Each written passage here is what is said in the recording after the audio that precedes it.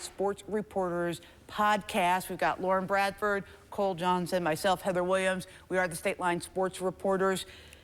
We aren't going to make this an ETSU or signing podcast every week, but given the fact that it was signing day on Wednesday, we really thought this was a good chance for us all three to get together and talk about specifically ETSU, but also the local signings, and then a little bit of Tennessee and Virginia Tech if we get around to it. So let's start with ETSU. Between the two signing classes, 49 signees. Lauren, we'll start with you. What stands out to you about the signing class? Well, I mean, Trey Lamb had said that the focuses were quarterback and offensive line, and I mean, I think that became clear throughout last year that should be the focus, and I think that they were able to pick up, especially quarterback-wise, some guys that have some great potential. Cole? Yeah, there's an analogy that Coach Lamb brought up yesterday in the press conference that really spoke to me was you look at the NFL. I know it's a big difference between the NFL and where ETSU right now is in college football, but it was looking at San Francisco 49ers and the Super Bowl coming up, much better team, but you throw Patrick Mahomes onto the field for the Kansas City Chiefs, that makes all the difference in the world because the quarterback is touching the ball every play, and that's a big thing, and I think that's they want to get the quarterback right. They got to get the whole room right, not just one, and then it's about building speed on, skill positions and all over the field, length, offensive, defensive line, and I think they addressed that over these past two signings. I think they did a really good job. Yeah, I disagree with him about his Chiefs analogy, but I digress. Everybody looked at me, too, in the room. They're like, is she going to say something? No, this is about ETSU. We'll keep the Super Bowl talk out of it. All right, so what I want to do, since you guys both brought up the quarterbacks, I want to roll a little bit of the sound that Coach had about the quarterbacks, and we're going to talk about the quarterbacks when we come back. Yeah. Had hard conversations, right, with the guys that were here, and that's my job, right? That's what I get paid to do. I have to address conflict, hit the nail on the head every single day, and make decisions for this university and this culture to win games. So that was hard, talking to those guys that were here, because they put a lot of hard work into this, and I get it. In today's world, everybody's on a one-year contract. I hate that. It's difficult, but the quarterbacks we brought in, we feel like could give us a chance to have an all-SoCon quarterback. I don't think we've had one since Mark in the 80s, maybe 90s. So that was one of my goals when I got this job. I've been a developer of quarterbacks. I've coached quarterbacks. I played the position.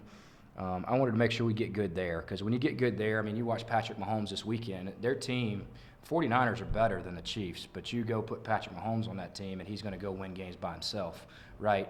That position multiplies your team faster than anybody else because he touches the ball every play. So we signed Jalen King, who was an All-American freshman, true freshman for us at Gardner-Webb, started 7 games, won 6 of them. Feel really good about him. We beat Texas State, Charlotte, and Liberty on him. They all offered him NIL deals, and he chose to stay with me, which was huge. Getting him. Cole Doyle is another transfer we took. He was the 2022 NEC Player of the Year out of St. Francis. He's from Los Angeles, California, but played up in Pennsylvania. He's a one-year guy, so we got a really good gap between those two. We got Jalen, who's got 3 years left, and Cole with 1 year left. You feel like you got a good base for the future. And then 2 high school kids. The kid from Brentwood was super highly recruited, 15 offers. Beat Austin P on him really late to get him to come here, which was big. And then a kid from Georgia has been a 4-year starter, Reese Fountain, at Rome High School, won 2 state championships, a little bit undersized, which I like those kind of guys, those kind of Brock Purdy players that play with a chip on their shoulder, and that's kind of how I was, and I got a soft spot for those guys, but he's going to be outstanding. He's going to be more ready to play than a lot of freshmen because he's played a high level of football, come from the state of Georgia at a 6A school. All right, so that's what Coach had to say, and for me, what's really interesting is that all 4 quarterbacks from last year are gone. This is a completely different quarterback room, and he was high on a few guys. What do you guys see out of this quarterback battle? Who are the people we should be looking at?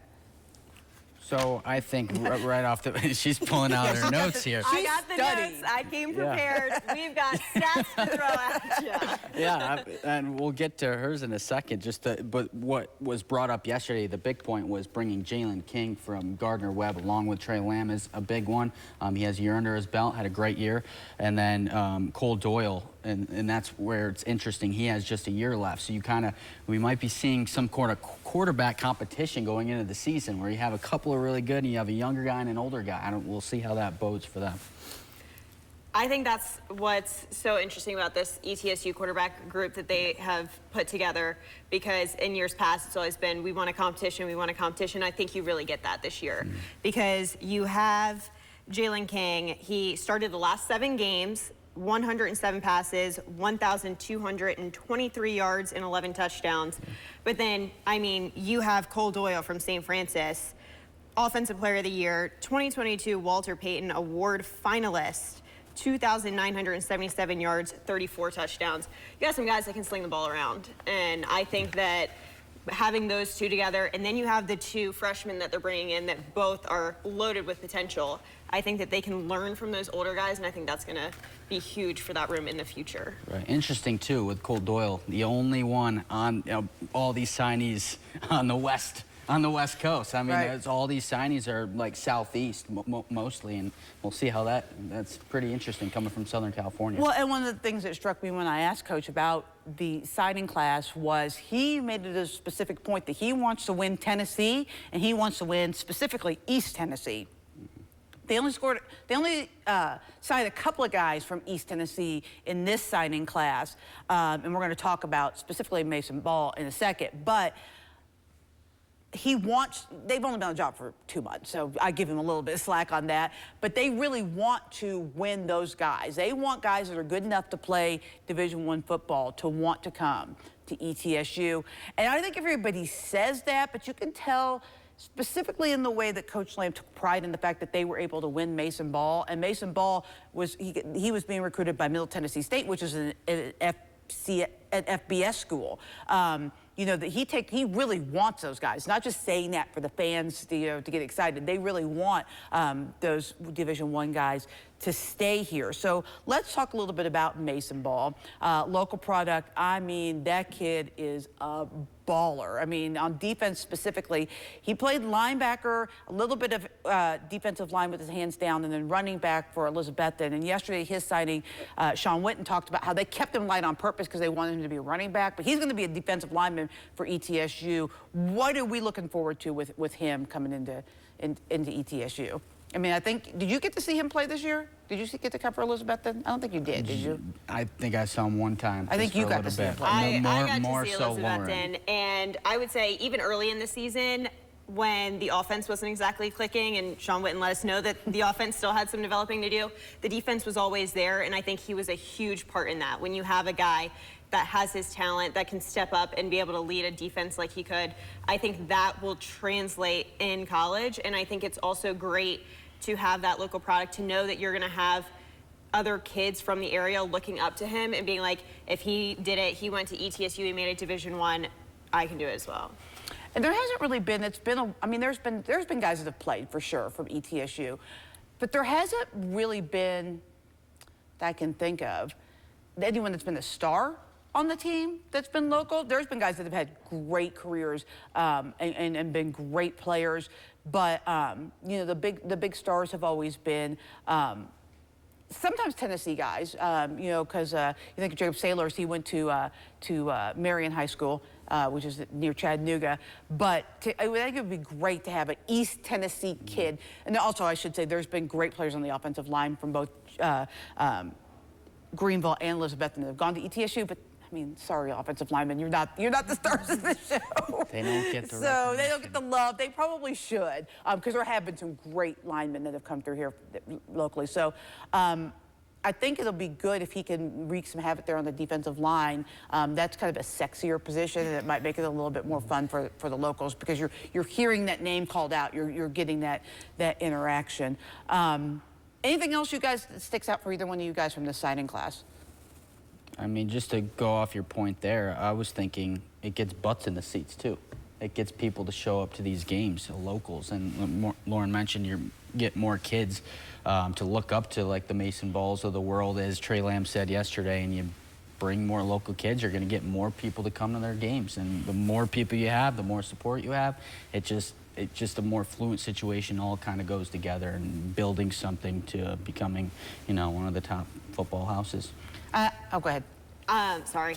I think that also when you go down the list of all the people that they signed, weirdly enough, you have a lot of, not Nepo babies, but you have a lot of people that are related to people that have made it in the NFL, gone Division I. So when you're growing up in an environment and you're in a family that knows what it takes to have success at those levels, I think you kind of are raised with certain characteristics. And I think that having people that know what it takes to succeed and know all the hard work that you need to do to have that product and come out on the field, I think that that is going to be huge for Trey Lamb in building the program that he wants to build here. Well, and Trey is a coach's son, so I think he probably connects to those people. You know, when you grow up around football all the time, you know, you obviously have a lot more in common with those types of kids. And I just wanted to mention, I don't want to diminish from any of the great local players that have come here, because there have been great local players, and we have, ETSU has recruited locally. But I just feel like that winning on a kid that had much bigger opportunities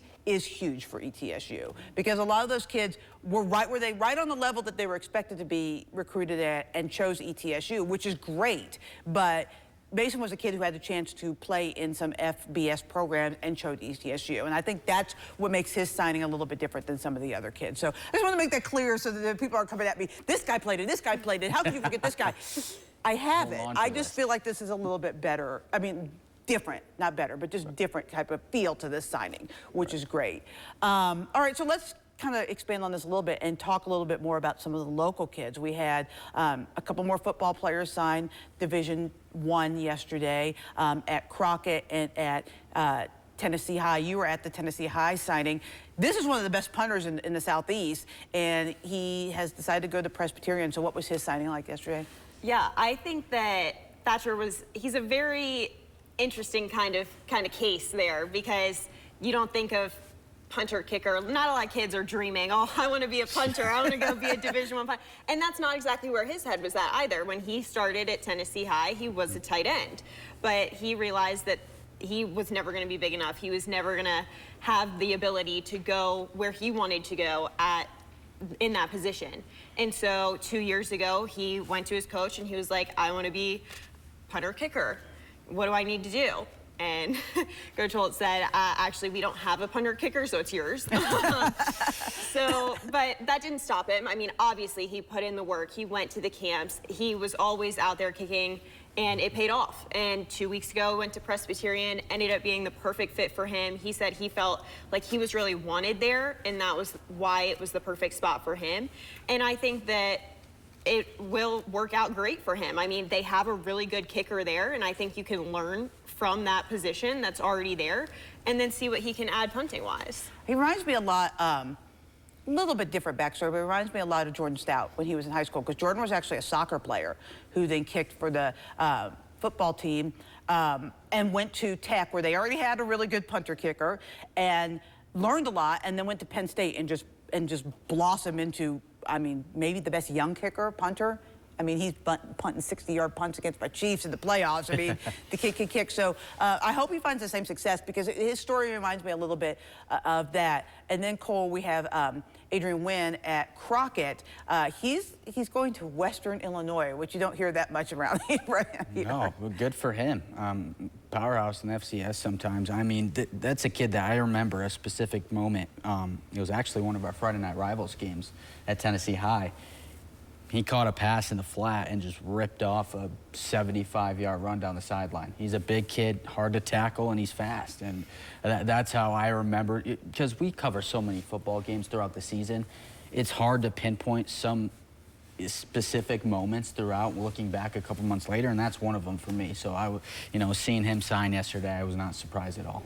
And Coach threw out an interesting statistic at that signing. He is only the second player in Crockett history to catch a playoff touchdown and sign a Division I school, and the other's Prince Colley. So that's pretty good company for him to be in. So, and he's very humble about it. I mean, it's kind of a funny stat. He was like, I can't believe that anyone would even mention my name in the same breath as Prince Colley.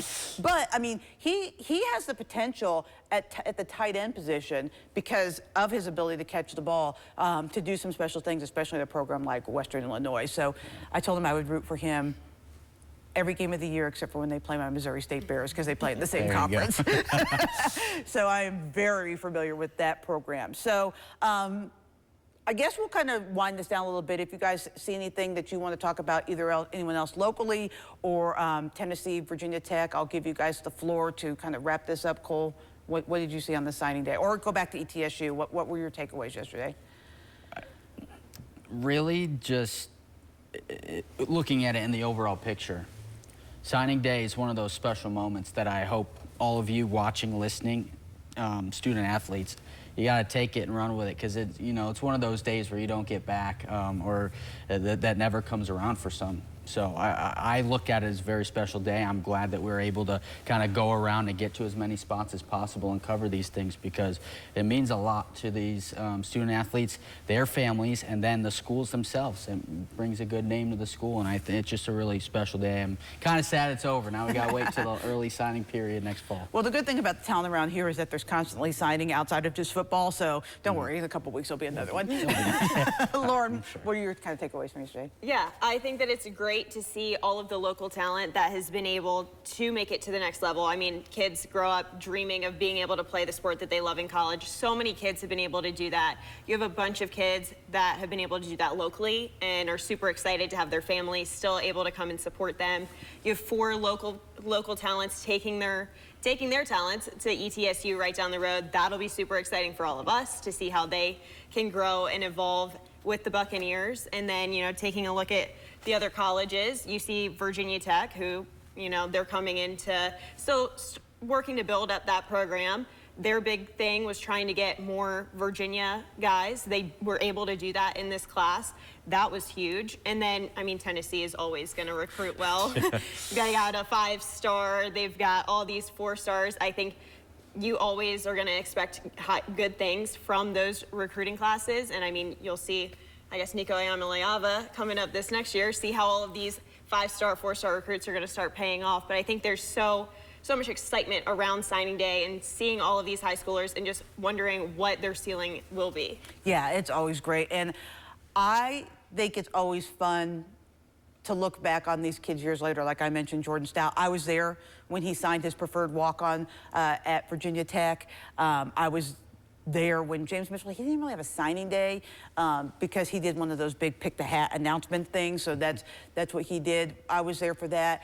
And to just be able to follow these kids from this day, this is the beginning of possibly one of these guys, even if you don't, because I don't think any of us thought on signing day when Jordan Stout was a walk-on at Tech that he was going to end up being an NFL player. Right. One of these guys could be taking the next step, or gals, in women's professional soccer now or whatever, can be taking the next steps in their pro career, and that's kind of exciting for me. So I would echo that. So lots more on signing day on our website. There's an article with descriptions and breakdowns of the ETSU signings, as well as there's a page with every single signing, no matter what the level, that we know about on our website. If you have a signing that we don't know about, or you have a picture of your signing that we don't have, you can feel free to email us that at sports@wcyb.com. You can also drop us a suggestion of what we should talk about on the Stateline Sports Reporters podcast, and we'll definitely put those in a hat and maybe go on with that on a feature episode. So thanks for joining us, and we'll see you on TV.